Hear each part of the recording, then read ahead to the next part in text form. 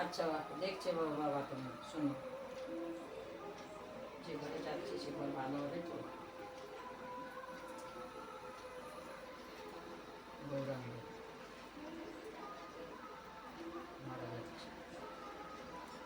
ঠিকঠাক হবে বেটা, যেটুকু অসুবিধা আছে জল পড়া নিয়ে যাবি, বালি সর্ষে পড়িয়ে নিয়ে যে ছড়িয়ে দিবি, দেখবি ঠিক হয়ে যাবে।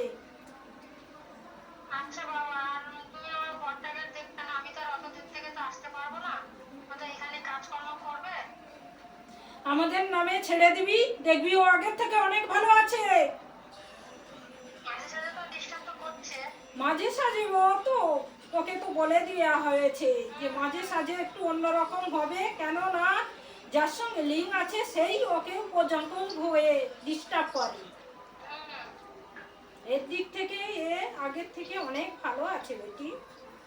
বাবা কাজকর্ম নেই কেন? যে মালিকের কাছে কাজ করতে বাবা, সে টাকা পয়সা পুরো আটকে দিয়েছে, টাকা পয়সা দিচ্ছে না। দেবে বেটি, দেবে দেবে করে ঘুরোচ্ছে, ঠিক দেবে। পাবো টাকা পয়সা? পাবি রে বেটি, সময় লাগবে, সময় দিচ্ছে, ঠিক পেয়ে যাবি। আচ্ছা বাবা, আমি তো অনেক দূরে যাচ্ছি, তুমি আশীর্বাদ করো সেখানে যেন ভালো করে যেন থাকতে পারি।